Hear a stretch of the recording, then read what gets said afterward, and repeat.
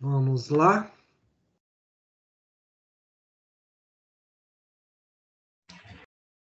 Boa noite, professor. Boa noite.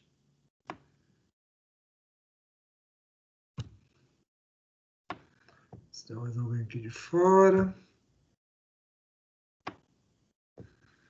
Deixa eu deixar logo também, logo compartilhar logo o link, porque aí, se alguém precisar, já está lá no chat. Copiado. Eu deixo aqui disponível.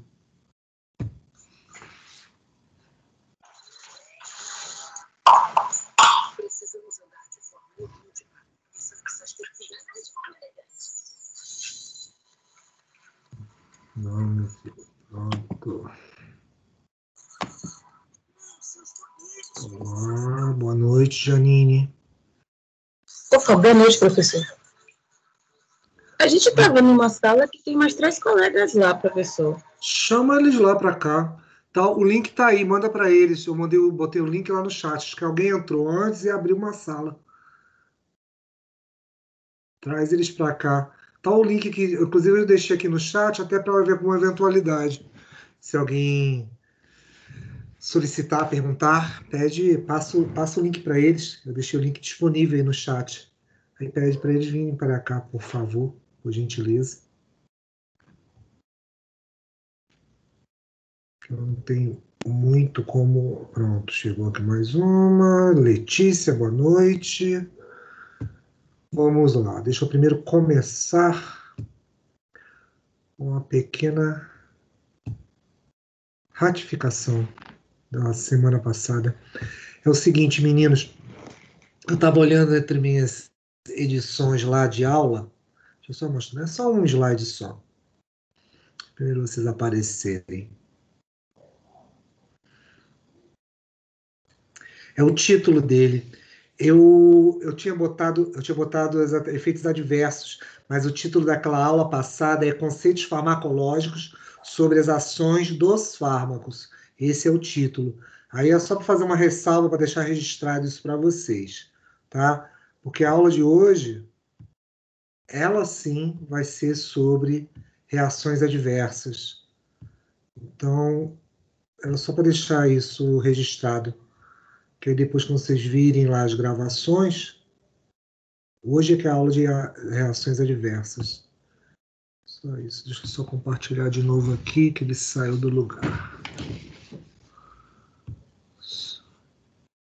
Que o de semana passada foi conceitos farmacológicos, e dessa semana sim é o de reações adversas, nossa penúltima aula, né, meninos? Que é bom, dura pouco, como dizem, né, no popular.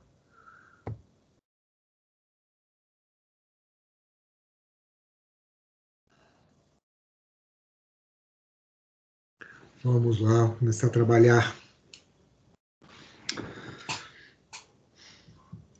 Aqui, pronto. Vamos lá. Então, meninos, aí passem aí qualquer coisa, se, como eu falei, o link dessa aula tá lá no chat, aí se vocês puderem fazer a gentileza, ou se alguém falar com vocês, pode passar para eles poderem vir para cá, tá bom? Então, até o presente momento, até dando até um tempinho para a turma chegar aí, até o presente momento a gente está falando em relação à questão dos fármacos, desde o seu aparecimento, né, em que nós vimos que você precisava obter uma substância na qual, vamos dizer, tivesse esse efeito farmacológico. Isso é uma coisa que, desde o princípio dos tempos, isso sempre é feito através de plantas, ungüentos, misturas, uma série de substâncias que, no final das contas, tem um caráter farmacológico em si, ou seja, um efeito farmacológico. Isso é claro, com o passar do tempo, foi aperfeiçoando, sendo aperfeiçoado e fazendo com que você tivesse, certamente, esses eventos todos ligados, obviamente, a produtos que nós tirávamos da natureza.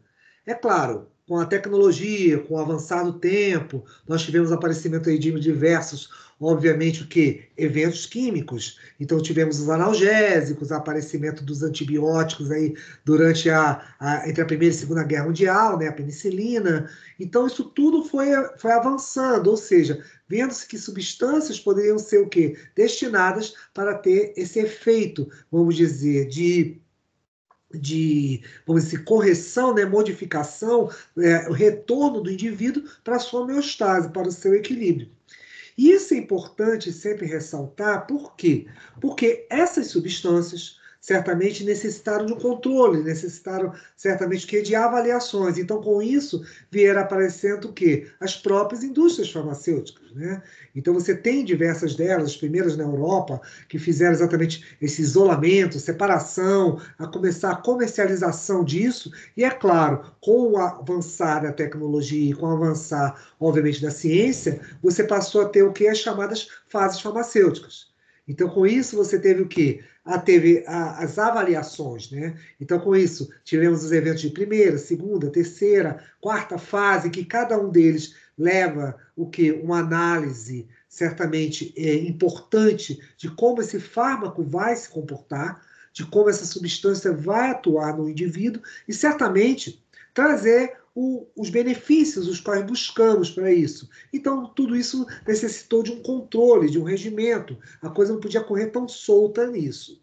Mas, além de, obviamente, esses eventos, e uma coisa até que eu já tinha comentado, esses eventos, inclusive, que nós chamamos, e vocês sabem, dos eventos farmacocinéticos e farmacodinâmicos, onde os cinéticos percorrem exatamente as etapas do organismo e o dinâmico são os alvos que você tem para esses fármacos, você certamente espera o quê? Reações, respostas. Respostas as quais certamente te levam ao quê? Ao efeito farmacológico. Nós tratamos disso, nós temos falado, dado certos exemplos de analgésicos, anestésicos, os próprios anti-inflamatórios, eu cheguei a escrever, falei com vocês que, inclusive, vai ser uma aula posterior de vocês vão ter essa aula também, mas eu dei uma base para vocês o que seria essa resposta dos anti-inflamatórios, que até tinha uma coisa, certamente tinha até uma relação, como vocês viram em imunomatologia, até com os eventos também inflamatórios de resposta de nossa resposta comum. Mas nisso também esbarra, certamente, os chamados efeitos e reações adversas. Inclusive, hoje, nós vamos estabelecer algumas diferenças entre efeitos e reações, tá? Que é muito interessante porque, às vezes, os termos se misturam, se combinam e, muitas vezes, vamos dizer dessa maneira, não tem exatamente esse impacto, vamos dizer assim, que seria o esperado para o quê? Para a terminologia a qual a gente está utilizando. Deixa eu só ver se tem alguém aqui antes de começar. Bem, e daí, professor? E daí? Vamos lá, compartilhar. Tudo calmo. Então já sabe, tá lá no chat o link da aula. Então, como eu estava falando para vocês, deixa eu só retirar essa aula aqui, para não pesar tanto. Pronto. Então, como eu estava falando para vocês, é importante. Espera aí, compartilhar. Vamos nessa.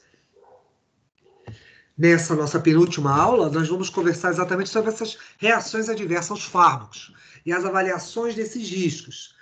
E aí é que vão ter muitas coisas interessantes que a gente vai aprender hoje. Porque a gente pensa, até quando fala em reação adversa, o efeito adverso, que você vai ter certamente o quê? Apenas a questão do quê? Da medicação em si. Obviamente é um grande... até por isso eu botei esse gráfico, esses dois conjuntos aí, para te mostrar o que seriam esses eventos e esses erros de medicação, né? Eles vão se misturando. E isso é interessante, se a gente botar na ponderação, obviamente, para a farmacologia, que são muitas vezes eventos que eles vão ser o quê? Muitas vezes podem ser evitáveis. Tá? Você vai ver, inclusive, em um dos slides lá, eu falando isso, que nós temos o quê? Uma faixa de internação referente a erros farmacológicos que gira em torno de 30%, que é um número bem satisfatório, né? Até 30%, imagina, dos internamentos estar relacionados a fármacos, certamente isso aí tem um grande peso, né, em relação a isso. Mas isso é importante, por quê? Porque certamente vocês vão notar que muitas dessas situações são evitáveis, tá? Certamente tem aquelas situações que é inevitável. Você tem contato com o fármaco, não sabia que tinha, digamos, uma alergia a ele, e ele te dá uma resposta. Isso certamente também vai te pegar de surpresa, mas muitas dessas condições, vocês vão notar isso, às vezes é por uso errado, a administração própria, o indivíduo simplesmente escuta que digamos, a amiga da sua mãe, do vizinho, da casa, da terceira casa à esquerda, da ladeira abaixo, usou um determinado fármaco e ele foi importante, foi bom para aquilo que você acha que está tendo. E esse que é o grande problema da farmacologia, né? Muito achismo, né? Então você acha que é bom e vamos nessa, vamos tomar. Se fez bem para o Joãozinho, vai fazer bem para a Mariazinha. E a gente sabe que isso não é o de praxe, obviamente que na nossa farmacopeia ou na nossa, obviamente que no nosso dia a dia corriqueiro. Isso faz com que você tenha, certamente, aí, a necessidade de estudar essas reações adversas. Faz com que você tenha uma série de informações, fenômenos que vão se correlacionar e entra exatamente no trabalho da farmacovigilância. A farmacovigilância, a gente vai falar de novo, até mais uma vez daqui a pouco, mais detalhes, mas você sabe que ela vai poder identificar essas reações adversas. E ela vai ser muito importante porque vai ter um reporte, vai ter exatamente o quê? Uma forma de nós relatarmos e nós vemos que isso, certamente, pode ser utilizado, inclusive, como estatística, como manuseio, né? Manejo, e, é claro, evitar que você tenha, certamente, os problemas futuros para outros pacientes. Então é muito importante. Aí a gente sabe, eu botei aqui em vermelho, mas acho que todos nós, independente de sermos aqui farmacêuticos, enfermeiros, biólogos, não importa. Mas a gente está careca de saber disso. Não se toma medicamento sem prescrição médica. Ponto. Mas, porém, contudo, entretanto, todavia, no entanto, nessas essas conjunções adversativas todas, a gente acaba fazendo essa automedicação. E aí é que às vezes está um erro. Tá? Ah, mas eu vou resolver, eu sei que com Novalgina eu tomo lá, boto umas gotinhas e melhora a dor de cabeça. Tá bom, bacana, pode funcionar. Mas vai que, de repente, pessoa X ou Y tem alergia ao elemento farmacológico. E aí é que entra essas situações às quais nós estamos falando. E tem mais uma coisa. Isso tudo aí, certamente, você tem uma conduta para isso aí. Em situações ambulatoriais, certamente, vocês vão ter, às vezes, respaldo do quê? Os próprios médicos, farmacêuticos, enfermeiros, tudo isso, tá? Pode acontecer, mas às vezes acontece que na própria situação de internação do hospital. E isso é interessante falar, porque às vezes, ou é uma situação de emergência, vamos dizer assim, você não sabe, o paciente está desacordado e você não tem, às vezes, muitas informações e você precisa tomar uma atitude. E às vezes as atitudes, em função exatamente da necessidade, né, premente, que às vezes você vai deixar o paciente, né, numa situação, obviamente, uma situação de dor, uma situação, outro tipo de situação, você é obrigado a tomar o que? Condutas, tomar, obviamente, fazer o quê? Uma intervenção junto a ele. E às vezes essa intervenção é que esbarra nesses erros. E daí? Bem, com isso, o que acontece? Você tem exatamente o chamado efeito colateral e a própria ideia da reação diversa de medicamentos.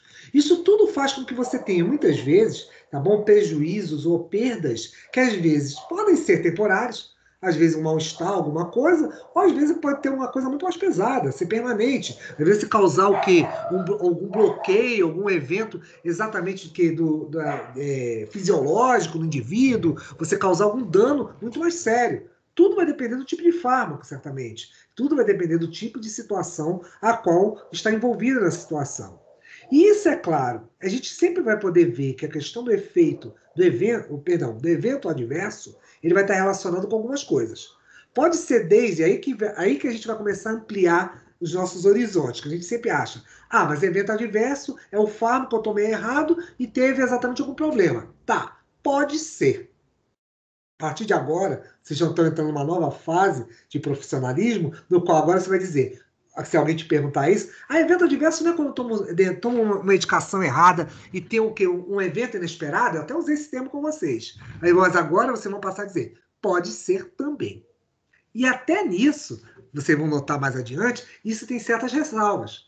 Porque o evento adverso pode ser relacionado ao medicamento, mas desde também de equipamentos, materiais utilizados. Como assim equipamentos e materiais utilizados? Equipos. É aquela história da via de administração, lembra que a gente aprendeu isso no início? De repente, uma via de administração que é inadequada. De repente, você usa uma injeção, como de repente o fármaco poderia ser mais eficiente via oral. Ou de repente podia ser o quê? Subcutâneo, e de repente você usou um intramuscular. Isso também pode causar um evento adverso. Então, isso tudo são condutas. E essas condutas, exatamente, é que são determinadas pelas chamadas bulas. Então, as bulas são instruções que têm que ser lidas e seguidas a fio, à risca. Por isso que, exatamente, é tão importante você ter o descritivo daquilo ali. Por isso que vocês estão vendo, até aproveitando o exemplo, né, você está escutando o tempo todo aí que certos eventos que estão acontecendo em relação às vacinas têm que ser agora colocados, por exemplo, no quê? Nas bulas das vacinas. Por exemplo, você está tendo problemas agora, teve um problema da morte de uma paciente, 35 anos, um efeito adverso que aconteceu com ela, o quê? Correu um AVC. E vocês estão notando, inclusive, até a gente usando como exemplo o nosso dia a dia aí, com a história da Covid, né, do SARS-CoV, você está vendo que está tendo muito evento hematológico. Está tendo muito evento de coagulação, evento exatamente associado, exatamente cascata de coagulação. Então, são eventos que, às vezes, a própria vacina pode estar desencadeando. Ah, mas por que está desencadeando? Lembra o seguinte, garotos, vacina é o quê? É um evento leve. Você tem um evento leve de uma doença. Você vai ter a doença. Vai.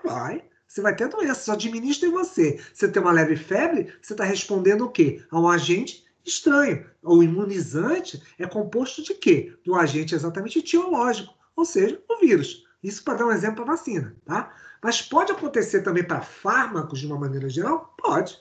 Por isso que você tem a fase 4. A fase 4 é tão importante quanto as outras, que a gente vai tratar já já de novo. Que fase 4 é aquela? É aquela exatamente que a gente falou quando fez o descritivo das etapas de análise, certamente que do medicamento. Então, tudo isso se soma também com o próprio esse erro de prescrição, separação, de administração. Tudo isso vai se somar e certamente vai ser o quê? De grande valia para contribuir para esses efeitos chamados eventos adversos. Até aí, tudo bem? Alguma coisa a perguntar, alguma coisa a falar? Tudo certo? Então vamos nessa. Então, como eu estava dizendo, você considerar exatamente isso, às vezes pode ter a própria falta de qualidade desse material. Ou seja, um prazo de validade, a falta de armazenamento adequado. Então, tudo isso contribui. Às vezes, um lote, às vezes está com um problema, chega da fábrica com um problema. Tudo isso aí, certamente, está associado com esses processos. Então, estejam sempre alertas a isso. Não é apenas o efeito em si. O efeito existe? Existe. O evento adverso existe em função do próprio ação farmacocinética, farmacodinâmica, então mais específica ainda, a questão farmacodinâmica, sim, concordo ainda com vocês, está tudo bem. Mas só que existem outros poréns nessa história. Então, esse evento adverso, você tem que pesquisar outras coisas. Por isso que eu divido da farmacovigilância, tá? Você saber exatamente a história do RAM, reação adversa ao medicamento, é muito mais abrangente. Então, a gente precisa exatamente ter o quê? Outros detalhes dessa conduta. Por isso que auditorias, eventos exatamente que podem acontecer num laboratório, numa clínica, no hospital, onde quer que seja, são o quê? Tomados exatamente por meio de agentes externos, profissionais externos, farmacêuticos, médicos, o que quer que seja, e vai auditar para ver o passo a passo do que aconteceu, às vezes, com determinados fármacos. Vocês já viram N casos, por exemplo, de administração errada, às vezes de que frascos de soro fisiológico não estavam etiquetados e simplesmente houve um erro de administração.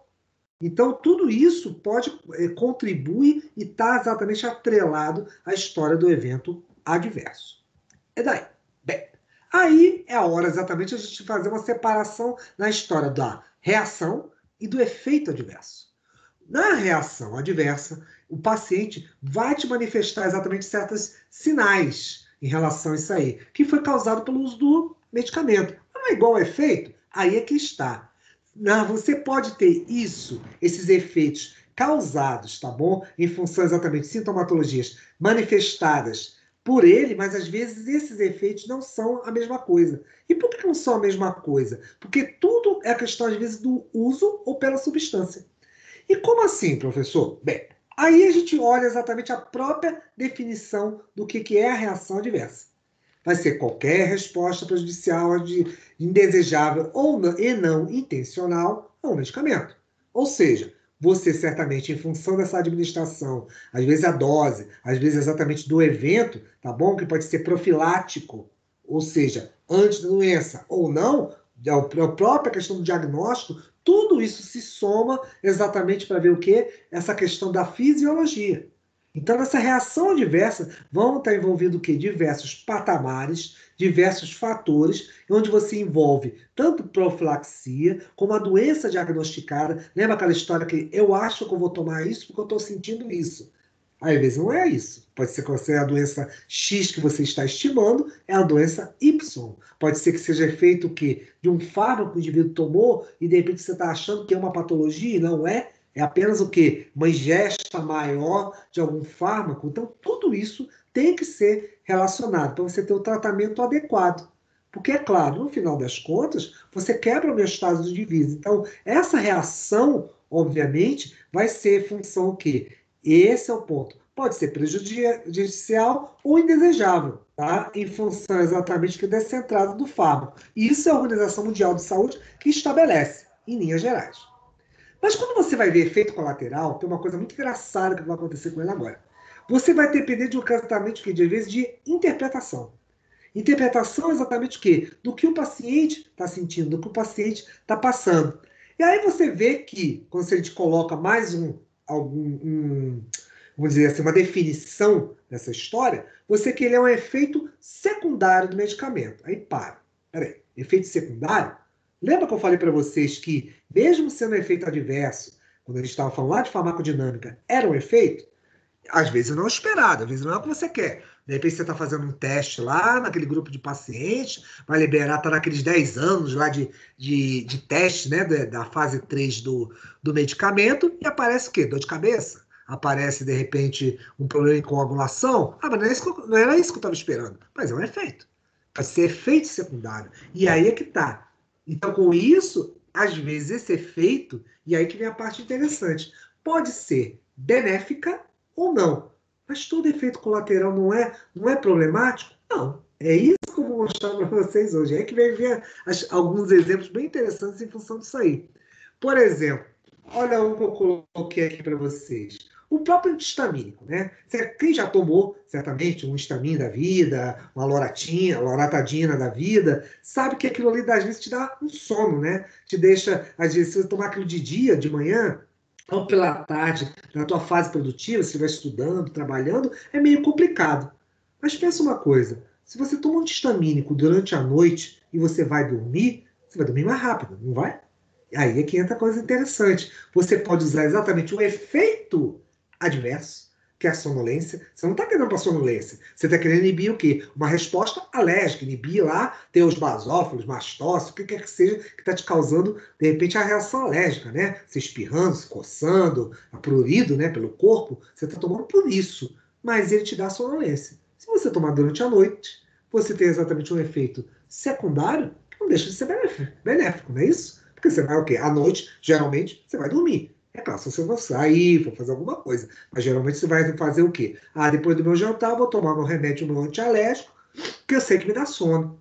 Então você tem um efeito secundário, aí, como via um antihistamínico, tá bom? Que é exatamente o quê? Acaba sendo benéfico. Isso seria um deles. Tem um outro exemplo que eu coloquei aqui, que é a metoclopramida. O que acontece com a metoclopramida? Ele é um antiemético. Antiemético é exatamente para enjoos, tá? Geralmente você usa isso aqui muito, sabe com quem? Com grávidas, tá bom? Pós-parto, esse período.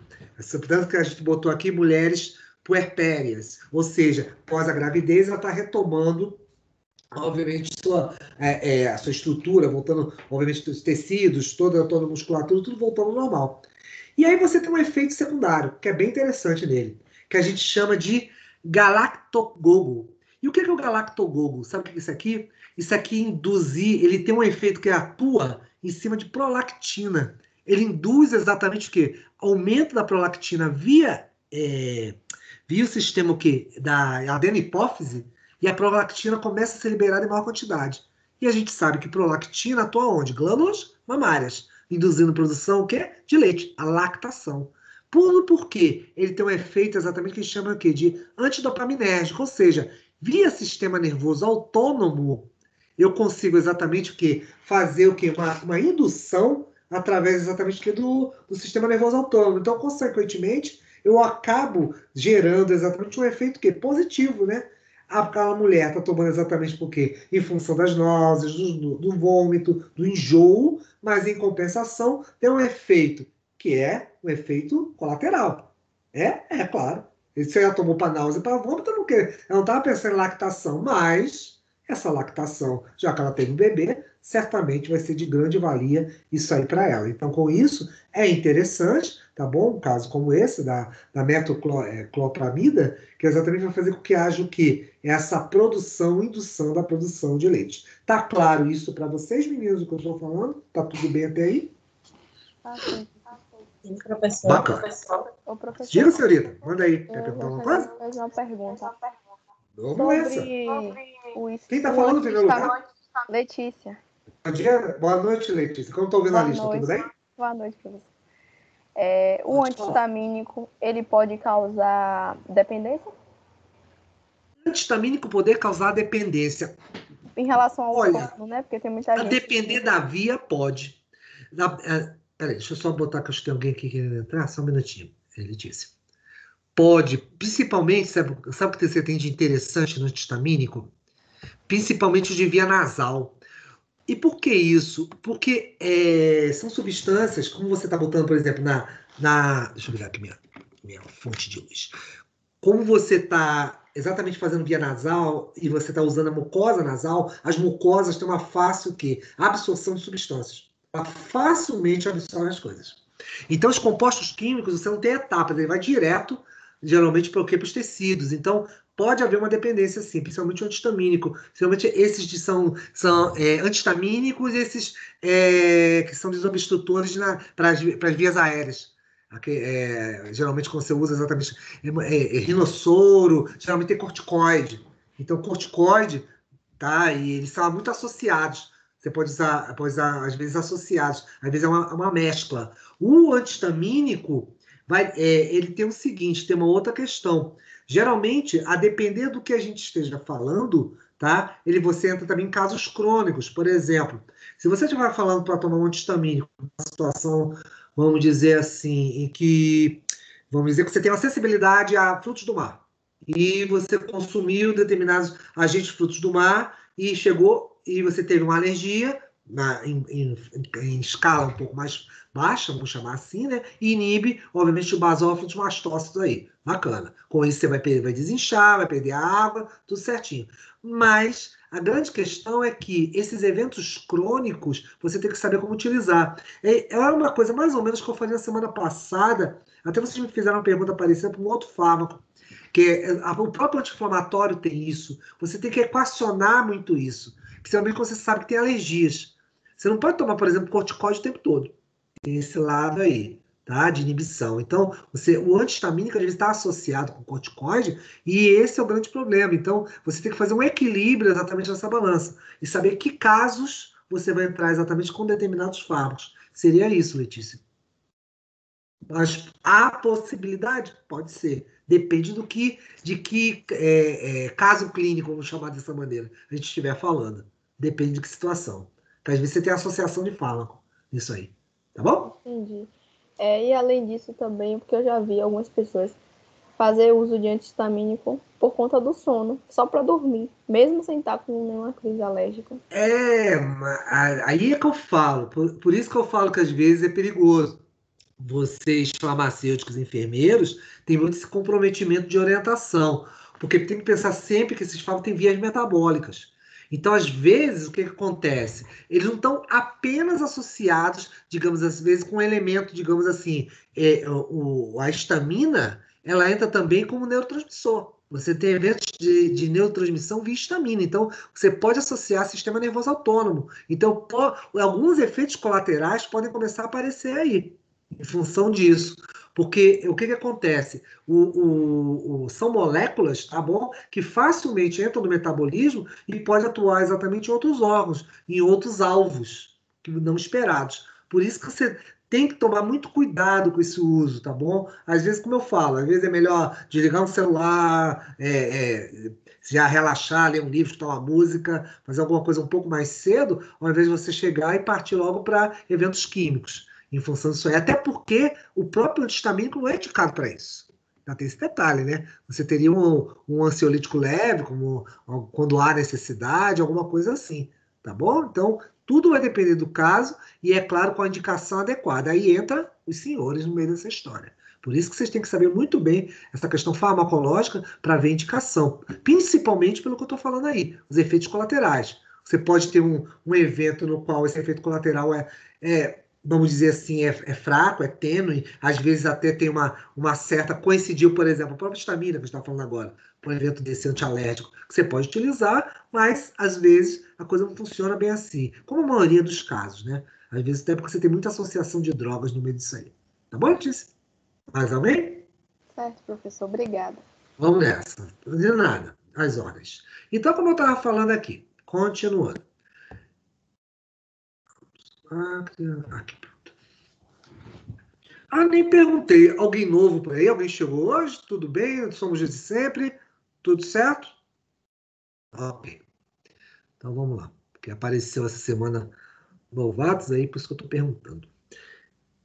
Como a gente estava falando, esses dois são dois pequenos exemplos, certamente. Tá? Mas é claro, você tem um universo aí, se a gente fosse parar para ver aí, tem um universo muito grande aí de drogas, substâncias e eventos. Mas eu acho que eles simbolizam bem essa ideia eu os deixei aí até em motivo disso, que ele simboliza bem essa questão de efeito secundário. Tá? Porque sempre você pensa o quê? Efeito colateral, nossa, é prejudicial, só faz mal. Pode ser também. Por isso que você fala sempre, apenas farmacologia, farmacoterapia, via o quê? Prescrição de um profissional adequado. Ponto. Não tem conversa. Não tem essa de, não, eu acho, eu vou fazer, ouvi falar. Isso tudo é muito perigoso. Porque ainda pode ter outras associações, a gente não sabe quais os outros tipos de drogas que o indivíduo toma, o que ele faz uso. Tudo isso aí, certamente, tem o quê? Uma imã de importância. Por isso, inclusive, até vale falar que a gente trocar de slide, a ideia da anamnese. A anamnese, a entrevista, o contato, o olho no olho, a conversa com o paciente, sempre que for possível, é necessário. Sempre deve ser isso. Sempre a gente tem que buscar o seguinte: fármaco, menino, a gente está estudando farmacologia, mas farmacologia é uma coisa na qual você tem que botar sempre numa balança. Uma balança de quê? Será que esse prato da balança entre o benefício, o que ele vai te dar, trazer de benefício, e o que ele vai te trazer exatamente de quê? De repente, não vai contribuir com uma coisa boa para o indivíduo, será que vale a pena? Até quanto? Então, tudo isso aí tem que ser medido exatamente até na própria exposição. Vou usar os fármacos? Vou usar os fármacos. Não, de uma forma, certamente, o que a gente chama de racional. Por isso que você escuta muito esse termo. Farmacoterapia racional. Porque a racionalidade é em função disso aí. Tá bom? E daí que isso te leva, certamente, a esperar esse tratamento, né, essa questão desse efeito, né? E é claro, sempre vai depender do quê? Essa dose que a gente busca de concentração ideal. Professor, isso aqui não é aquilo que você falou lá da farmacocinética, farmacodinâmica? Isso mesmo.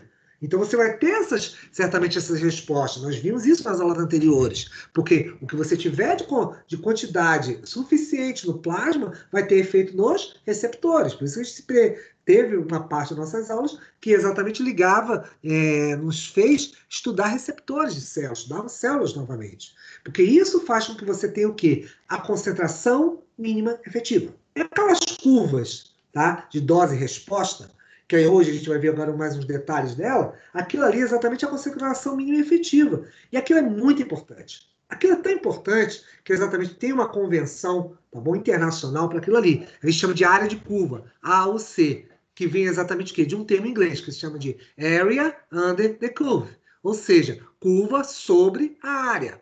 Você vai ver que exatamente essa ideia aqui é essa aqui, ó. Essa curva aqui.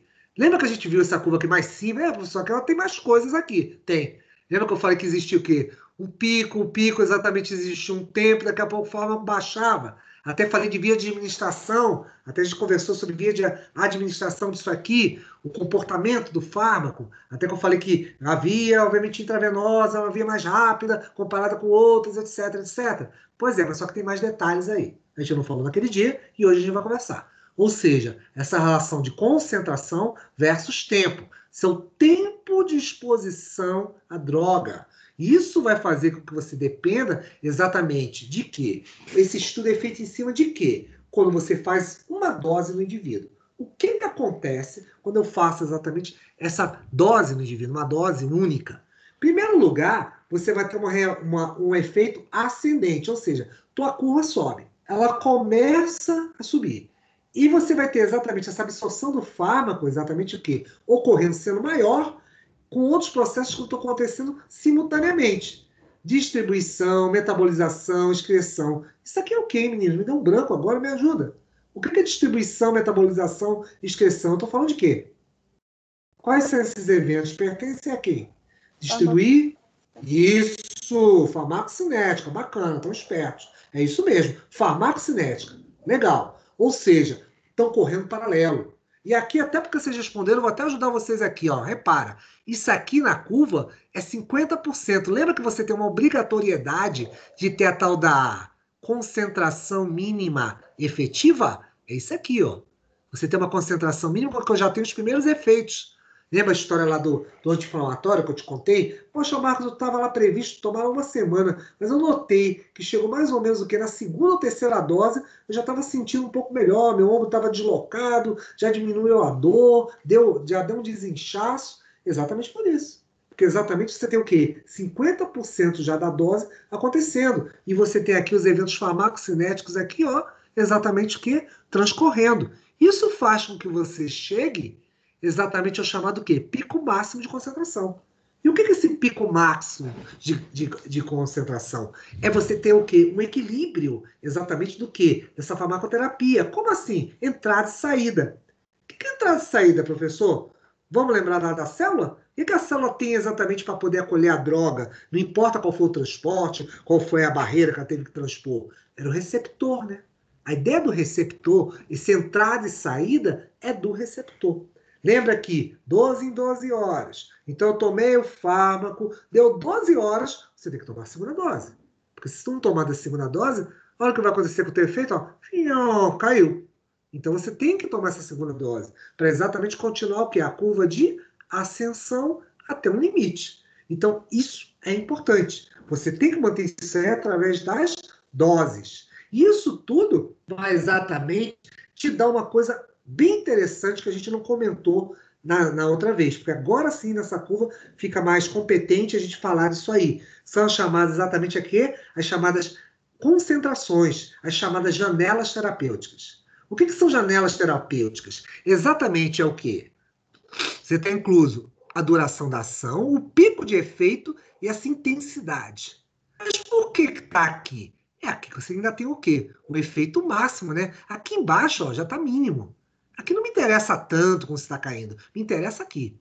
Isso é exatamente a tal da janela terapêutica. Essa janela terapêutica vai ser muito importante. Porque ela, exatamente, antes de atingir as chamadas concentrações subterapêuticas, ou seja, abaixo dos 50% da turva, que chega, inclusive, às vezes, ser a parte tóxica. Por que tóxica? Lembra do fármaco que desligou lá do meu receptor?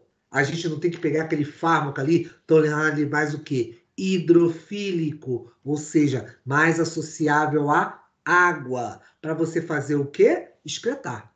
Fazer aquela liberação via lá o xixizinho, né? Via a urina, ou via as fezes, ou via o que? As glândulas sudoríparas, os líquidos, né? Secreções corpóreas. Então você tem que excretar isso aí. Até chegar o quê? Os chamados níveis, o quê? Abaixo, quase zero. Mas por que quase, professor? Você não está tomando mais drogas? Não está no período de tratamento? Não está lá exatamente no tempo? Aqui a gente está medindo isso aqui em minutos, tá? Mas aqui vai ser alguns dias, né? Então, com isso, você tem que manter o quê? Esse pico, tomando as doses lá de 8 em 8, 12 em 12, 4 em 4, a hora que seja, o tempo que seja, o fármaco que seja, e depois você eliminando, excretando, obviamente, isso aí. E aí vem um fato interessante, que também eu comentei com vocês, que essas excreções pode ser o quê? Durante você ter algumas horas aí, ou levar alguns dias. Mas por que dias? Lembra da história do corticoide? Que eu falei exatamente da prednisolona? Doses que às vezes, por uma dose aí em torno de 200 miligramas, pode durar simplesmente aí o quê? 48, quase 72 horas? Pela potência que você tem exatamente dos fármacos. Então aí vai depender tudo do fármaco que a gente estiver conversando. Tem algumas que a dose é bem rápida, tem outros que os efeitos são o quê? Mais duradouros, mais longevos, né? Longevos, né? Dizendo no português correto. Mas aí vai exatamente ter que haver um equilíbrio entre o quê? A dose que você vai administrar e o tipo de paciente. Por isso que a tal da anamnese é tão importante. A gente vai depender muito de quem a gente está falando. Para exatamente você tentar manter isso aqui, ó, a janela terapêutica disso. Porque ainda tem um outro cuidado que você tem que ter. Você não pode levar isso demais. Porque senão, ó, você vai começar a jogar ele o quê? Em outra faixa, que exatamente são os efeitos adversos. Então você pode, de repente, lá comprometer lá o estômago dele, pode, de repente, comprometer o próprio sono, a gente, se a gente estiver falando de um ansiolítico, a gente pode falar de vários exemplos que podem fugir de um lado para o outro, exatamente comprometer o quê? A qualidade do paciente. Então, esses efeitos adversos podem ser o quê? Às vezes é por uma questão de uma hiperdosagem, né? Então, às vezes, isso aí pode trazer transtornos para ele, mas também deixá-lo muito tempo com esses fármacos inativos circulantes também pode causar uma série de questões aí advindas, né? Obviamente, aí desse tipo de resposta frente ao paciente. Alguma coisa? Querem perguntar alguma coisa? Falar alguma coisa? Deixa eu avançar. Entender esse gráfico é muito importante frente ao outro que eu mostrei para vocês. O outro era mais simples. Lembra que o outro era apenas o quê? Concentração versus tempo, e você tinha exatamente o quê? Uma cadência de efeitos que apenas eu expliquei o seguinte, onde você tinha o quê? Dependia das vias de administração, lembra disso? Eu falava desse exemplo, comparei o quê? Via intravenosa, com via, a questão de parenteral, a questão subcutânea, ou seja, eu fiz uma comparação pelas vias de administração. Aqui não. Eu estou te mostrando exatamente esse evento frente ao quê? Fármaco, obviamente frente ao que? As respostas que você pode ter diante disso aí. Tá bom? Então tá. Ninguém ia perguntar? Então vamos nessa. Com isso, você tem certamente... Deixa eu tirar esse daqui, peraí. Você tem certamente... Pronto. As vantagens de você conhecer essa concentração pelo tempo da ação do fármaco, isso é muito importante. Isso, por exemplo, te dá um primeiro dos parâmetros mais importantes, um dos mais importantes também, dentro da farmacodinâmica. São exatamente o quê? Primeiro é a concentração terapêutica.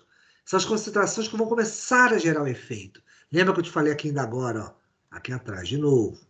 Que é exatamente aqui, ó, você começou a passar dos 50%, a partir daqui você começa a sentir os efeitos da droga X ou Y com a qual eu estou me referindo. Então, essa concentração terapêutica é importante para isso aí. Isso vai te gerar os tais efeitos, os quais você está esperando. Você tem um outro aspecto também, que é o chamado limite mínimo, ou seja, esse efeito mínimo que exatamente você começa a sentir. Porém, você tem uma outra coisa também. Você pode ter um efeito tóxico, ou seja, há um limite de tolerância, ou seja, se você tem lá, lembra o exemplo que eu te falei? Se você tem, digamos, 3 receptores, hipoteticamente, e os 3 receptores estão ocupados com o fármaco, não adianta, de repente, eu jogar o quê? Mais 6 moléculas do fármaco se você tem 3 receptores. 3 com 3. Não pode ser 3 com 6. Não existe isso. Então, você tem que primeiro o quê? Esperar os 3 fármacos terem seu efeito, para depois você jogar o quê? A próxima dosagem. Por isso que, às vezes, dosagens que são sobrepostas umas às outras pode causar problemas. Você tem que pensar em, por exemplo, pode ser paciente que pode ter o quê? Problemas renais. Então, se tem problemas renais, esse paciente vai ter o quê?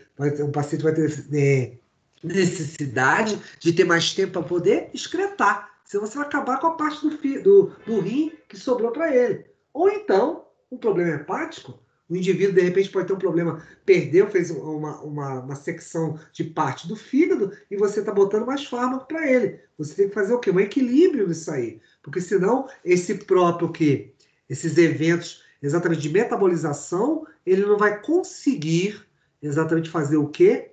Esse processo de metabolizar a droga. Então, não vai dar tempo. Por quê? O fígado dele não está apto para isso.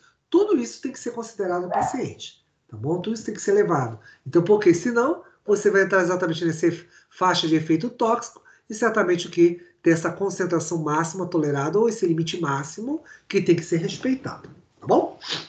Outra coisa. Nessas, obviamente, há uma relação entre a tal concentração terapêutica e tóxica. Isso a gente chama de índice terapêutico do fármaco.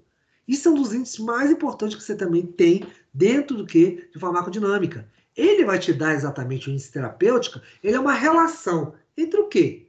Exatamente o quê? Há uma razão entre a dose letal dessa droga, que geralmente... Por que a gente bota 50% da população? Porque isso é feito exatamente em modelos animais. Geralmente você estipula isso para o quê? Camundongos, coelhos, alguma coisa do gênero. Então você tem 50%, você sabe que tem a dose letal e a 50% a dose mínima efetiva. Ou seja, a partir dali, se você começar a elevar demais, o que acontece é mata o indivíduo. Então eu consigo fazer uma relação, uma razão, uma divisão entre dose letal, que é 50% do indivíduo, ou seja, o que vai matar esse indivíduo, e a dose efetiva, em que eu tenho o quê? Certamente esse evento que de, vamos chamar assim, de efeito da droga. O que eu espero que ela vai causar no indivíduo. Então, essa correlação, ela acontece exatamente para você estimar o índice terapêutico. Isso é que sai, de repente, a partir vamos falar assim, a palavra, da questão exatamente do índice terapêutico, para você ter exatamente o quê? Os efeitos que vão ocorrer no paciente. Por isso que muitas vezes até isso às vezes é alterado. Por isso que vem a fase 4. A fase 4 às vezes faz uma correção disso aí, a droga lançada no mercado, mas mesmo assim, com o passar do tempo, isso pode ser o quê? Alterado em função disso aí. Tá bom? Bem, continuando. Aí, na tal janela de terapêutica, você sabe exatamente que vai ter o quê? Esses efeitos tóxicos, né? Então, é claro, se você não pode exacerbar, exagerar muito isso aí, porque senão você vai começar com essas drogas. Aí o que eu estava falando para vocês, você pode entrar exatamente, por exemplo, em eventos de hepatotoxicidade, ou seja, as células hepáticas, o fígado. Você pode, às vezes, por excesso de analgésico, ou, por exemplo, como eu botei no exemplo aí, a isoniazida é um antibiótico para tuberculose, tá? Ele combate exatamente tuberculose, mas ele é muito hepatotóxico.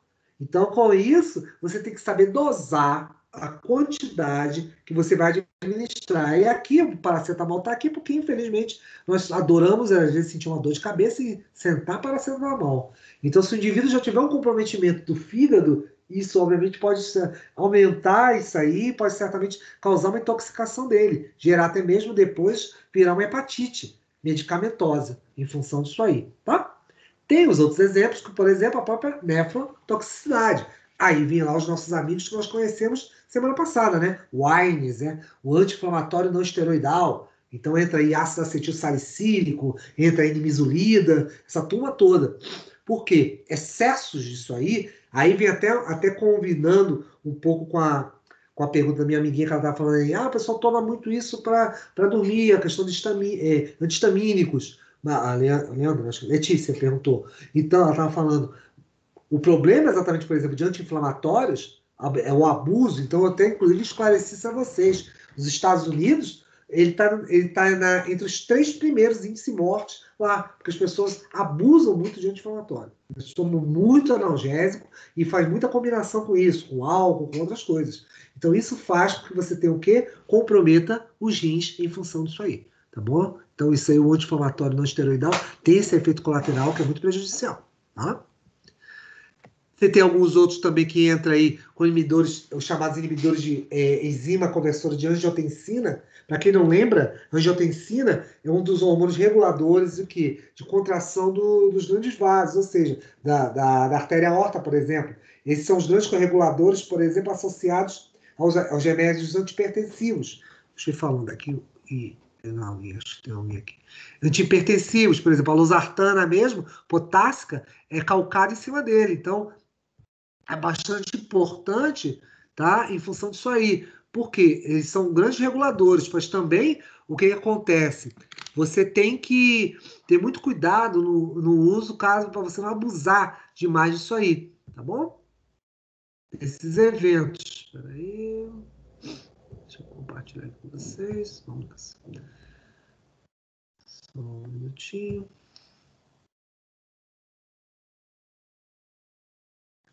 Não, meu filho. Pronto. Então, com isso, o que acontece? Esses efeitos adversos são importantes, relativos. Opa, puxei demais. E você tem outros que podem avançar nisso aí. A própria ideia, por exemplo, de toxicidade, tá bom? Pode ser tanto a nível celular como tecidual. Aí entra exatamente medicamentos o quê? Que podem exatamente ter os seus efeitos de hipersensibilidade, em função exatamente o quê? Eles podem disparar mecanismos alérgicos. Aí, Leandro, exatamente entra um mecanismo muito interessante, porque certos fármacos causam alergias. Então, às vezes, dispara de gatilhos para certas doenças autoimunes causadas pelos medicamentos.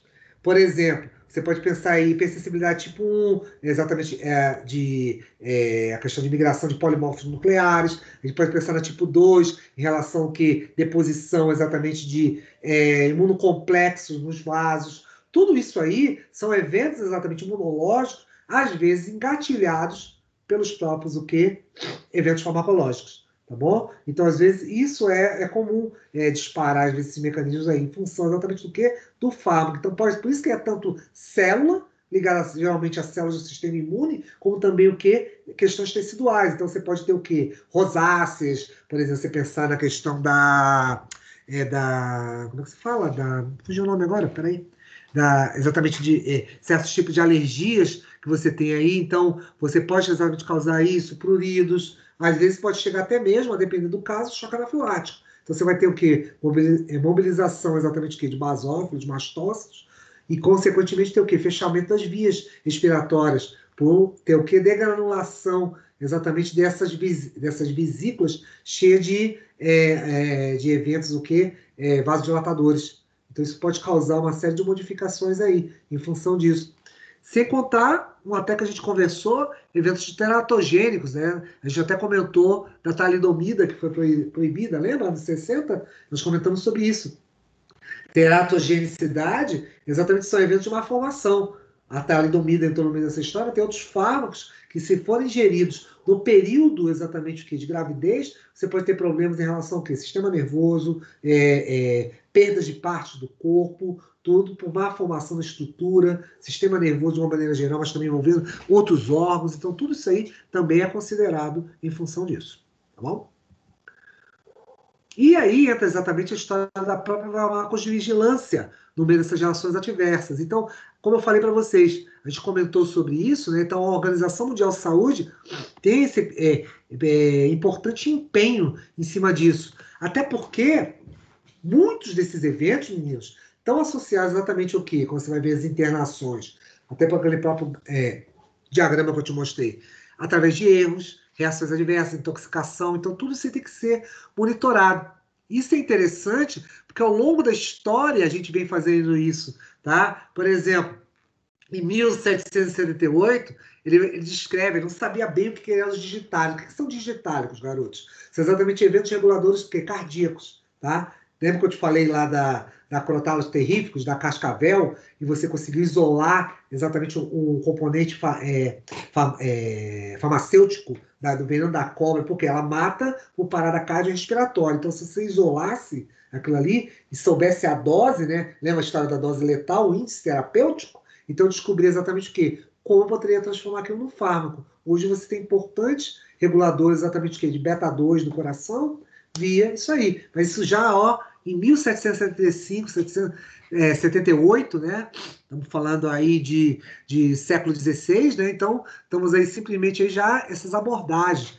Morte por clorofórmio, indivíduos antes de ser anestesiados, indivíduos com clorofórmio, né? O indivíduo para poder fazer as intervenções. Dietileno glicol, ele é um importante conservante, isso aqui é usado muito na farmacêutica, sabe para quê? Naquelas linhas de resfriamento, por exemplo, aquelas serpentinas, que você usa em fábricas de cerveja, aquilo é utilizado para isso. Mas na época era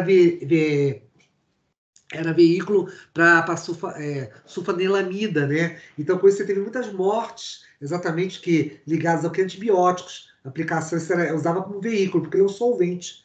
Então, as pessoas não sabiam, e nos idos de 37 ele utilizou isso aí. Também, lá se foi isso. Outro, talidomida, né, que a gente falou ainda agora, até comentou, né, vários casos aqui, inclusive quando eu até na época eu comentei isso com vocês, quando o sistema de controle de saúde o FDA americano parou, a gente ainda continuou utilizando há alguns anos a talidomida. Mas teve muitos casos de malformações de bebês nascendo sem braços, sem pernas, em função disso aí. Bem preocupante essa situação.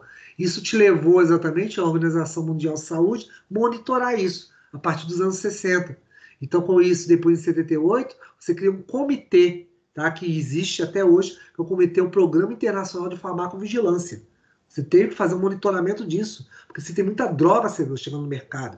Vocês vejam aí, eu até lembrei disso, até lembrei de vocês, que, abre aspas, é o que eu vou falar aqui, né? Vamos dizer que não deixa de, como a gente fazer um comentário. Há toda essa questão em torno da ivermectina e certamente da cloroquina, em função disso aí, que eu não vou entrar nesse mérito com vocês.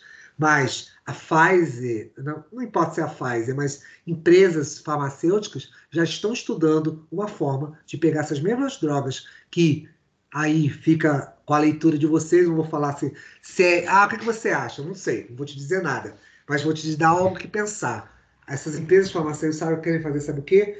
Dar uma nova maquiagem a essas drogas. Essas drogas estão sendo utilizadas, vamos dizer assim, por debaixo dos panos, pelos médicos, para curar exatamente o quê? Usar como eventos o quê? Profiláticos. Então, muita gente está sendo salva aí, exatamente esse evento de profilaxia. Mas não para não dizer que é a ivermectina ou dizer que é a cloroquina, eles estão botando exatamente protetores hepáticos, protetor cardíaco, e vão lançar essas drogas, pode estar certo, com 500, 600 vezes além do valor que obviamente vai ser vendido hoje. Então, isso é muito estranho. Se você encontrar alguma, como diz, eu estava vendo até uma live de um infectologista, ele falou assim, não estranho se você achar uma ivermectina 2.0 ou uma cloroquina turbinada, porque é isso que vai acontecer dentro em breve. Eles vão remaquiar essas drogas, vão botar exatamente estruturas acessórias nesses fármacos e vão lançá-las no mercado e certamente não vai ser barato, tá bom? Aí o resto é com vocês pensarem e pesquisarem. E é isso que geralmente a indústria farmacêutica faz. E o que acontece? É claro, me desculpe, é claro, colegas farmacêuticos aí, tá bom? Mas essa é a realidade de mercado, né? Dinheiro também pesa no meio dessa história. Então, como eu estava dizendo, essas centrais de farmacovigilância certamente evoluíram, o nosso país também acompanhou isso aí, várias portarias vieram depois disso aí, então, com isso, o próprio Ministério da Saúde, eu até comentei em outro evento isso aqui, mas não esse, tá? Eu falei em relação a esse interesse de acompanhamento do nosso país. Nosso país tem um mecanismo, o SUS, a Anvisa, eu falei para vocês, nós temos os melhores sistemas de saúde do mundo, ponto. Nós temos que assinar embaixo disso aí. O sistema é eficiente. É óbvio, houve problemas, houve questões políticas, etc, etc. Mas a mecânica dele é um dos melhores do mundo. Eu já comentei alguns aspectos para vocês. Distribuição, por exemplo, de drogas caríssimas, como os antirretrovirais para o pessoal com HIV, o pessoal que recebe medicamentos inibidores virais para o pessoal de hepatite. Eles morreriam se não tivesse de graça. Eles têm de graça isso. Basta ir ao ambulatório de infecto, procurar um profissional e se cadastrar. E vão receber isso via... E a gente tem isso aí, por exemplo, no próprio Hospital das Clínicas. Você tem um ambulatório lá de hepatites, o de HIV, no qual eu trabalho. Então, você tem lá, essas pessoas recebem esse medicamento de graça. A própria central de regulação também do CESAB, ligado aí ao laboratório, o laboratório de pesquisa também, associado a vírus. Então, tudo isso aí são fármacos caríssimos que as pessoas recebem. Tudo isso por esses programas exatamente regidos pela Anvisa, pelo SUS. Então, isso é muito importante para a nossa população, que é, obviamente, o nosso foco de atendê-la muito bem, diga-se de passagem. Tudo isso aí envolveu, obviamente, uma evolução, né? Houve um salto evolutivo, apesar de estar aqui em 2013, vocês vão ver que depois, no outro slide, eu tenho a vigência disso aí, isso para segurança de medicamento, tá? É claro, outros programas também evoluíram em paralelo com isso, mas isso aqui é uma das vertentes, vamos chamar assim, da própria Anvisa de cuidar de fármacos. Então você tem aí, teve a OMS com esse acompanhamento, mas depois vieram as portarias, né, do Ministério da Saúde, em relação a essas unidades de vigilância, que primeiro eram centralizadas, agora são regionais, alimentam sistemas, o sistema informatizado do SUS, para você ter dados disso aí, isso é muito importante, ter esses dados, como é e por que há essa questão exatamente de intoxicação. É importante a gente fazer um acompanhamento disso, para saber quais fármacos, como está sendo, quais são as ferramentas que estão sendo utilizadas também para você contornar essas situações de problema. Tudo isso aí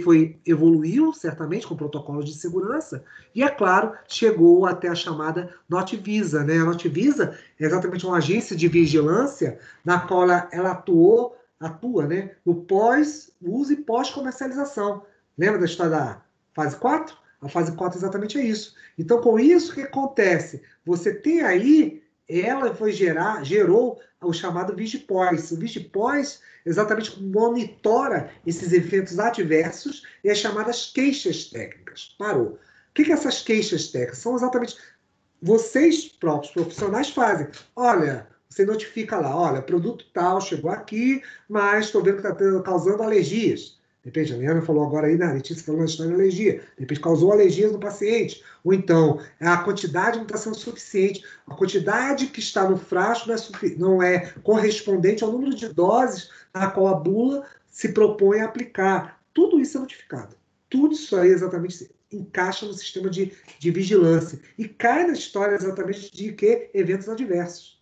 Ah, professor, então isso aí que exatamente significa, além de eu ter a sintomatologia, de repente, um evento inesperado, vamos chamar assim, efeito inesperado do fármaco, isso também entra em evento adverso? Entra. E aí é que vem a parte interessante, ele entra exatamente, o Vigipós é uma evolução disso, é o que você tem mais de moderno. Então hoje você tem como botar o evento adverso mais a queixa técnica, porque uma coisa está associada à outra. Às vezes o próprio evento adverso é consequência de o quê? Um problema técnico com o fármaco que você notou. De repente está faltando na bula, de repente, poxa, isso aqui eu não vejo esse descritivo, isso aqui. Então, por isso você pode ser, obviamente, é claro, com estudos, né? Se é feito um levantamento, é anotado o problema. Se o problema se repete, você pode modificar a bula pode ser modificada. E pode ser incluso exatamente aquele evento na qual, no nosso país, de repente, não foi achado. Então, até aquele momento, outros países não notificaram, mas o nosso está notificando. Então, você faz uma requisição à própria farmacêutica, e a farmacêutica vai levantar o caso. Então, tudo isso aí é importante. Por isso que é muito importante esses registros. Vocês têm uma responsabilidade muito grande exatamente nessa questão de registrar todos esses fatores, desde a embalagem, desde a utilização do tipo de frasco, até certamente o próprio evento farmacológico. Isso aí, sem sombra de dúvida, também, é claro, você vai estar lidando diretamente com o paciente. Vamos ver esse dia a dia aí, dessa intervenção em si. Perguntas? Alguma coisa, garotos? Em especial? Eu estou bebendo minha água aqui. Tá bom, vamos lá. E com isso, vamos lá para um caso clínico. Hoje vocês vão notar que hoje a gente vai acabar um pouquinho mais cedo. Vou dar uma folga para vocês hoje. Vamos lá. Exatamente em cima de um caso de notificação, tá? O que acontece? Eu usei ele, até em especial, por uma coisa, porque semana passada a gente conversou exatamente sobre AINES, sobre anti-inflamatórios não esteroidais, tá? Então aqui eu me senti mais confortável de utilizar isso, até porque, volto a dizer, um dos maiores índices que você tem exatamente de problemas, né? Você tem os anti-inflamatórios, tem muito com antibióticos, tá? Mas o anti-inflamatório, tá bom? Tá nesse grupo aí, realmente, de problemas devido à sua circulação. Porque ao mesmo tempo, por exemplo, às vezes corticoides você não consegue ter acesso, mas o anti-inflamatório não esteroidal é muito fácil. Então a gente pode falar em diclofenaco, ácido acetil salicílico, imizolida, essa turma toda aí, a gente tem um acesso muito fácil. Então com isso, entra nesse grupo, né, do AINES, que é exatamente o anti-inflamatório não esteroidal. Lembra que isso aqui é uma sigla, tá? Então obviamente que é corriqueiro você ver essa situação aí. Mas vamos lá. nessa situação, problema, o paciente, ele tinha uma lesão na coluna, tá bom? Isso geralmente causado por uma postura, certamente, algo do gênero. Então ele estava sempre sentindo muita dor. Então ele estava fazendo um uso constante do fármaco. É aquela famosa história, poxa, isso aqui é bom, ou então aquele colega de trabalho, poxa, tô com uma dor danada, toma isso aqui é bom. Ele notou que melhorou um pouquinho, já foi ele tomar. E o que acontece? Ele percebeu o seguinte, começou a apresentar o quê? Dores de estômago, em função disso aí. E é claro, em função da dor de estômago, lá vai aquela história do achismo, poxa, eu estou com uma dor de estômago, estou achando que é a comida, lá o tempero do restaurante X que eu estou indo, vou tomar um antiácido. Aí lá foi ele tomar um antiácido, e a base de hidróxido de alumínio, tá bom? Pode ser exatamente não fugiu o nome dele, ele geralmente, eles são, é similar ao que seria a ideia do você tomar um sal de fruta, tá? Seria a ideia, porque você acaba formando um sal, tá? Então o hidróxido de alumínio aqui, ele entra para reagir com o HCl do estômago, então você faz um sal, cloreto de alumínio, e ele produz água, então você melhora a questão da acidez, tá? Pode acontecer isso, mas vai ter um probleminha em utilizar isso aí, vocês já vão notar já já. Aí eu joguei umas perguntas para vocês. Resolvi perguntar a vocês algumas coisas. Modifiquei um pouco o jogo hoje. Então vamos lá. Julgaria que os sintomas que o paciente apresenta pode ser uma reação adversa ao medicamento? O que vocês acham? Melhor, deixa eu ler as três, vocês vão me falar. De que forma você comprovaria essa reação? O uso dos medicamentos pelo paciente está correto? Quais intervenções realizaria em relação à orientação a esse paciente? As respostas estão depois, mas eu quero ouvir vocês. O que vocês acham? Lembre-se que vocês, semana passada, tiveram uma aula relacionada a isso. Então, vocês já podem ter já ter alguma opinião. Eu quero a opinião de vocês. A primeira, professor, eu acho que é uma reação adversa assim. Quem está falando? Letícia. Fala, Letícia. Vamos lá. Dona Letícia acha isso. Vocês concordam, meninos? Será que é isso? Será que é uma reação? Sempre. Janine? Tá falando? Sim. Sim. Pois é, sim. Você acha isso também, não, Janine? Por que vocês acham Sim, isso? sim. Sim, sim. Certo. Me contem. Por que vocês chegaram a essa conclusão? E, meninas, ajudem elas aí. Eu acho que pelo uso errado do medicamento. De repente, a gente pode pensar que... Alguém lembra lá daquela... Lembra quando eu falei para vocês das vias do sistema inflamatório? Toda vez que você tinha a membrana celular, né? A membrana celular tem um tal do ácido araquidônico, que compõe a membrana, e você tem uma tal de fosfolipase. A tal da fosfolipase vai quebrar exatamente o que? Os fosfolipídios de membrana. E dá uma resposta exatamente para ativar o quê? Algumas cadeias enzimáticas. Alguém lembra aí delas? Eu esqueci também, estou esquecido hoje. Nossa. Tem duas vias que a gente representa que são importantíssimas. O importante disso. Para as vias de inflamação. Quais são? Alguém lembra? Pode falar a sigla também. Não precisa lembrar o nome, não. É aquela COX1 COX2, né? Alguma coisa assim. Não lembro direito, não. A própria. Exatamente. Você quer dizer que tem que ficar até meia-noite até você me dar essa resposta. Exatamente isso. A COX-1, COX-2. Como vocês já são íntimos, porque vocês estão falando o apelido delas. Mas elas são as ciclooxigenases, as próprias. São elas que vão gerar as prostaglandinas, uma série de eventos que vão disparar um monte de coisas pelo corpo. Dentre elas, até para vocês terem falado COX-1, vou até ajudar. Está no meio da resposta que vem depois. Eu vou até te ajudar nisso. Sabe por que vocês têm razão? Porque exatamente um dos eventos que ela interfere é o estômago. E aí você tem um grande problema em função disso aí. Mas vamos lá. Eu vou falar isso daqui a pouco, mas eu quero ouvir mais desse caso clínico. De que forma você comprovaria essa sua reação? O que vocês fariam? Só por curiosidade. Ele vai te falar isso, tá bom? Eu não botei farmacêutico, não botei enfermeiro, mas botei como profissional, até ficar mais abrangente. Mas, de repente, ele vai te falar, olha, doutor, eu estou sentindo isso, mas eu vim fazendo uso constante exatamente de clofenaco. E de clofenaco, o que você aconselharia a ele, hein? Em primeiro lugar, você aconselharia Vamos lá. Já que ele está sentindo dor na coluna, poxa, mas ele sentindo tanta dor, professor, eu acho que eu vou continuar mandando ele tomar o fármaco, porque ele está com dor. Estaria certo? Você continuar assistindo isso? Professor, eu Não, professor. aconselharia ele Não, uma a de cada vez. Parar. parar e procurar uma ajuda profissional, né? Um médico especialista para tratar a coluna e também tratar o estômago, né? Porque ele está Vocês tratando de uma concordam maneira com ela? inadequada. Deixei sentindo dor, meninos? Vocês concordam com ela disse? Tem certeza?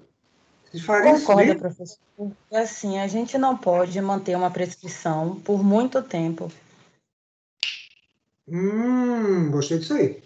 Bacana. Porque já que... Desculpa, pode continuar. Pai. Ele está se expondo, né, por muito tempo à medicação.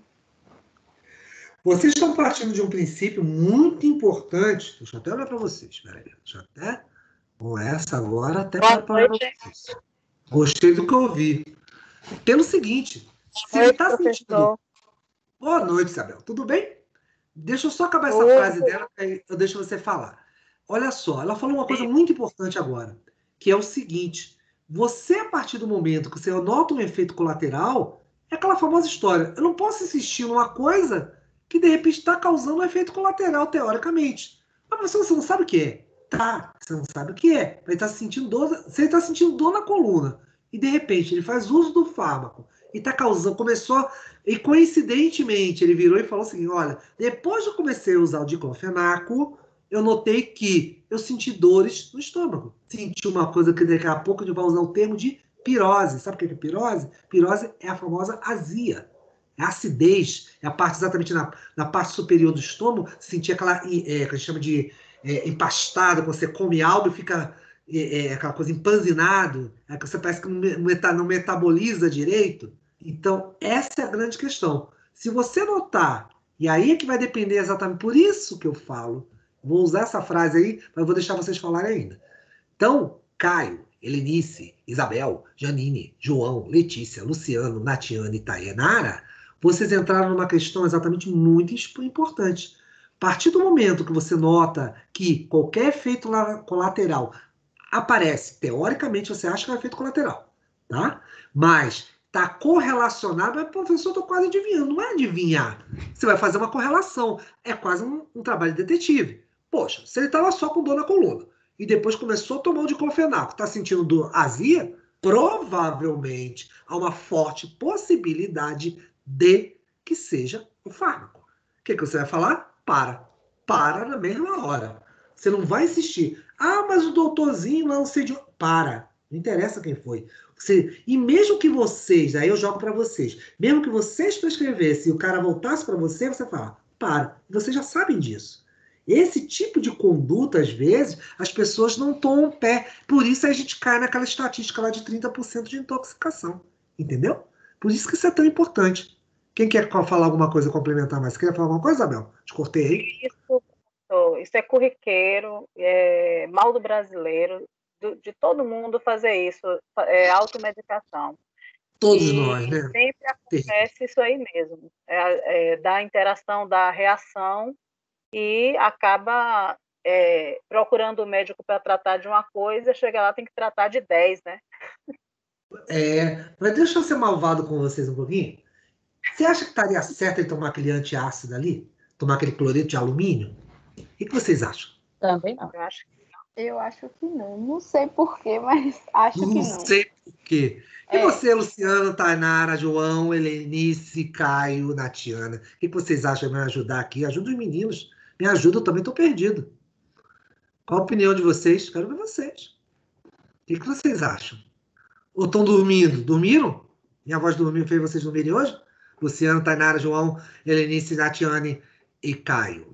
Hein, meninos? Não, Professor, tô acordado. Graças a Deus. Eu pensei que eu tinha feito vocês dormirem. Não posso lembrar vocês, não. E você, Tainara? Você concorda comigo também, Tainara? Por que? Concorda com as meninas comigo? Não, as meninas estão falando, eu não sei nada. Elas que estão conduzindo a aula professor, de certa forma, o antiácido iria ajudar. Porém, aí cai a parte da automedicação, que é errado.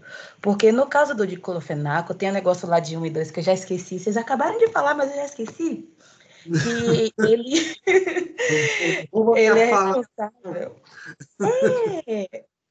A gente paca, mas consegue acompanhar alguma coisa. Porque ela é responsável pela produção das prostaglandinas, alguma coisa assim. Isso. Que tem envolvimento com a proteção gástrica. Então, mas... isso aí. Continua. Aí, pronto, perdi todo o raciocínio. Pronto, mas ele já falou uma parte que eu queria. O que Janine está falando para vocês, garotos? É o seguinte, a proteção gástrica ela vai diminuir. Ele não está abusando de wines. Lembra a história exatamente de uns efeitos colaterais.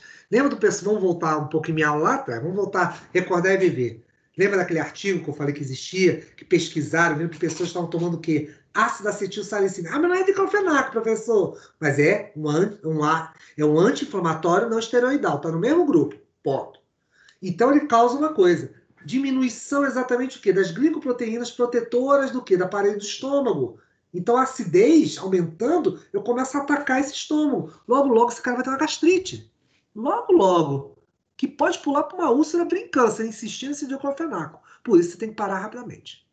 Então, com isso, e aí vou pegar um pedaço também do que a Janine falou. Ela falou o seguinte, mas pode ser bom, mas pode ser muito ruim, Janine. Sabe por quê? Sabe aquela famosa história do... Poxa, vou jogar para uma outra coisa antes de falar o porquê.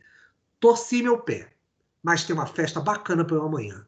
Eu vou tomar um anti-inflamatório, mas só para melhorar essa dor, só para ir para a festa amanhã. E lá vou eu para a festa. E eu não sabia que a torção não foi torção, foi uma fissura no 5º metatarso. E você resolveu dançar. Aquela fissura aumentou e o teu osso partiu. Mas por que eu não senti, professor? Você está cheio de anti-inflamatório, cheio de analgésico. Então, o que acontece? Quando você entra com um analgésico ou com algo que pode mascarar o efeito, você não vai cuidar. E é exatamente o que o cara fez. Ele tinha acidez, ele ia sentir azia. Ele não sentiu por causa exatamente do cloreto de alumínio. O hidróxido de alumínio fez exatamente o quê? Ele o quê? Baixou aquela acidez, aquela azia, ele poderia ter parado antes do fármaco, concordo com vocês, mas o antiácido mascarou. E o problema exatamente é esse, da automedicação. Eu junto agora com tudo que vocês estão falando. Você se automedicar tem isso. Mas eu melhorei a azia. Tá, mas ele ia continuar tomando diclofenaco. Ele podia, inclusive, e se esse cara, de repente, vamos ser malvados aí, vai que esse cara tinha um problema, exatamente uma possibilidade de ter uma... Como é que se chama? Um ataque cardíaco. Ou então simplesmente um risco de formação de coágulo. Ele poderia bloquear até um AVC. Por causa do diclofenaco? Claro. Se basta um microtrombo. Microtrombo soltar num vaso, vai para um vaso menor, esse cara simplesmente vai ter uma isquemia em algum tecido, se ele der sorte no dedo, em algum outro ponto, ou se for pior, vai subir pro sistema nervoso. Tá bom. Então, a questão do medicamento, você está exagerando. Não estou exagerando, não. Os fármacos têm esse grande problema. Ele abre um leque muito grande de situações pela própria automedicação. Aí é que entra vocês. Vocês têm essa responsabilidade, por saber esse conhecimento, de conduzir a situação. Teve problema? Faz o que a Isabel falou. Para, nesse instante. Teve azia? Janine, não bota o antiácido não, porque senão vai acabar exatamente o quê? Mascarando um sinal. É igual a história da festa. O cara tomou um anti-inflamatório só para ir na festa? Nem pensar. Vai engessar esse pé e fica calado, fica quieto. Porque vai ter N festa por aí, pelo menos você vai quebrar o pé. Então, o que acontece? Tudo isso tem que ser considerado. Aí, meninos, alguém quer complementar mais alguma coisa? Que aí agora eu vou entrar lá pro coisa aqui. Peraí. Professor, você falou tudo. Sim, senhora. Tudo, nada. Um pouquinho. Então, vamos lá. Você já me respondendo praticamente o que eu queria saber.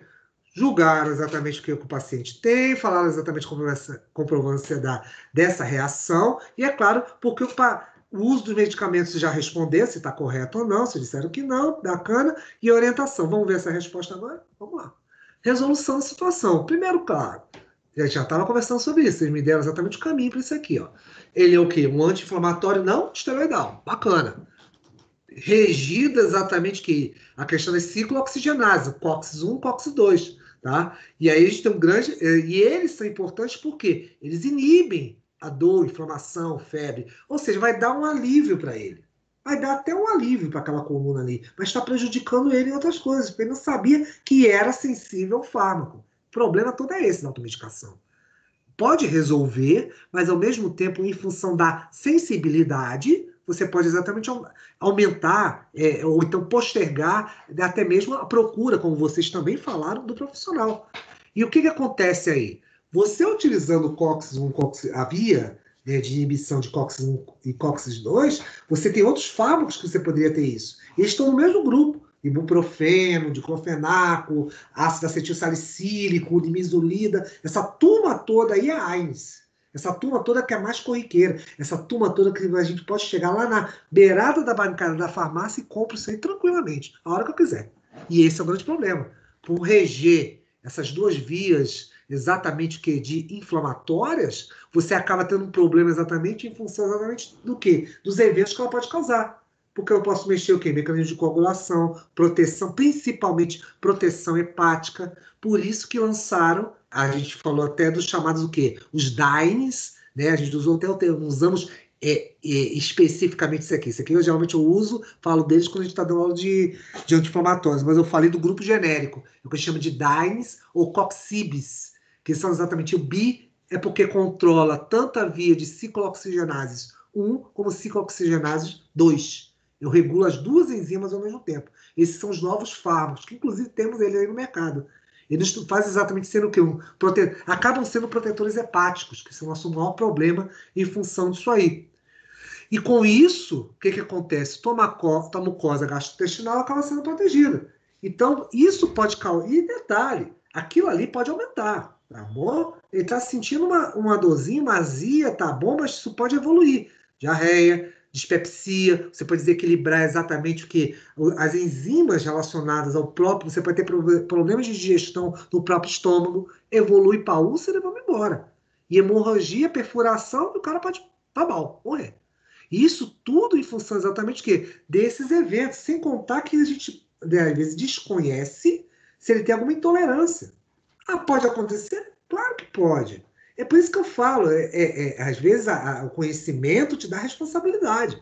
Dá essa responsabilidade. Você tem que, exatamente para poder orientar esse cara. Não dizer, não, tome. Tá, tudo bem. Você pode até, vamos dizer, tá uma emergência, tá com muita dor e tal, tá no meio da madrugada, não tem como se deslocar, tá bom, toma isso aqui. Mas amanhã, assim que for possível, vai buscar atendimento médico, ponto.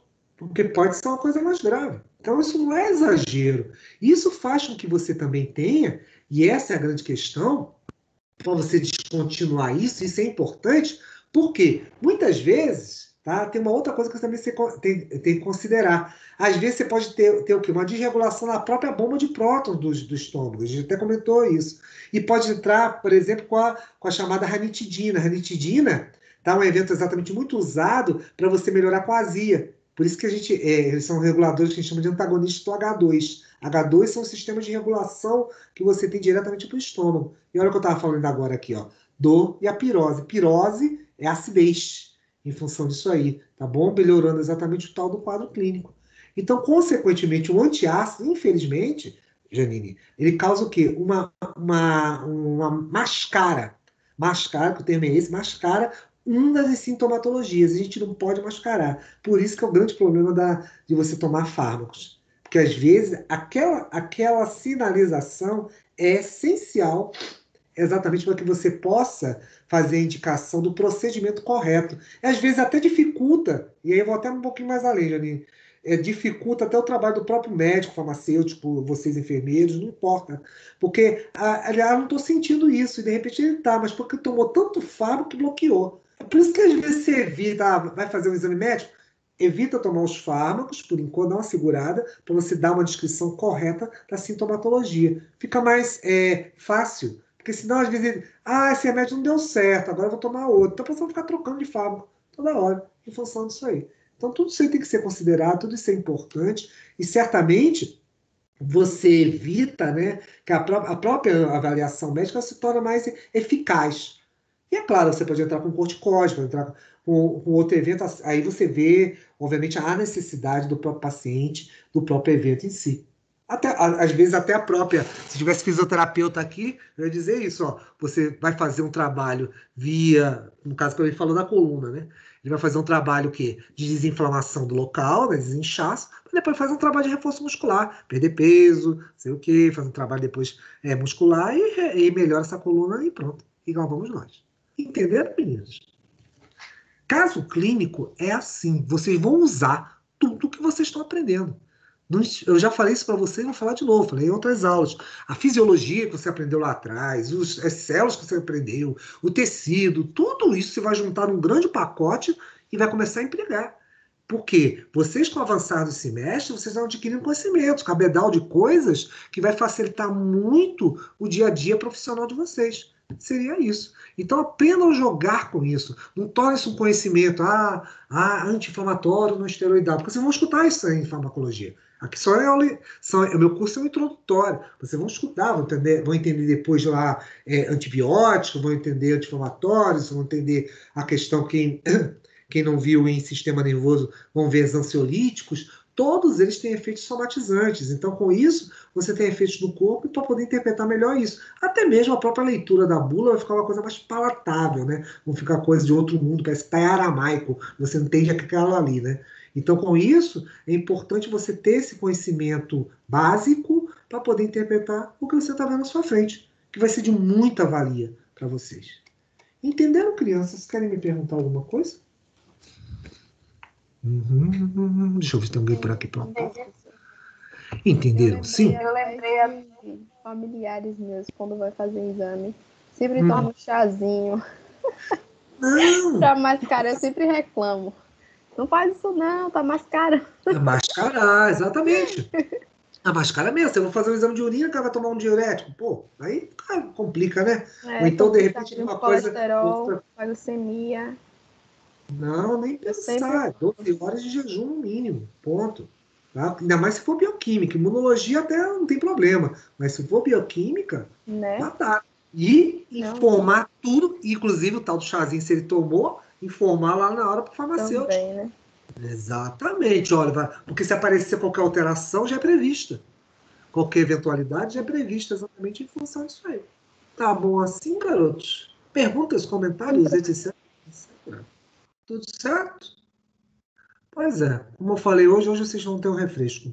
A gente vai ficar por aqui hoje. Mas semana que vem, nossa última aula, nossos 2 últimos tópicos, para a gente poder fechar nosso curso. Pois é. Que é bom para durar pouco, né? Sei que dizem, né? E aí, nossa última aula, dia 20, semana que vem, ou 21, semana que vem, e dia 28, nossa querida e boa provinha com o nosso assunto. Todinho, nosso semestre. Algo mais, crianças? Na prova vai ser todos os assuntos desde a primeira unidade? Sim, senhora. Isso mesmo. Desde a primeira unidade. É bom já começar. Até aproveita que acabou um pouquinho antes. Vai lá, já dá uma revisada nisso aí, já começa a repassar tudinho aí. Ela vai estudar. Eu vou voltar a assistir as aulas de novo. Tudo. Vai de novo. Vai assistir suas aulas, sim. Aconselho a todos vocês. Forte abraço a vocês, meninos. Nossa, em questão à última posição, é que eu estava no banho. Então, o banho com o senhor do lado. Deixa gravado isso não. Estou falando do lado. Falei em relação que não está correto o uso do antiácido. Para a posteridade. Ai, meu Deus, esqueci que ela fica gravada. Jesus. Boa noite, professor, viu? Fica com Deus. Você também, Isabel. Fica com Deus também. Até semana que vem. Tá bom, meus queridos garotos? Vou aqui, vou estar revendo suas aulas, tá? Dá uma repassada lá, começa a ver os vídeos todos aí, tá bom? E aí você já começa... Fala. Pode falar. E aí, como eu estava dizendo, já dá uma repassada nisso aí tudo, tá?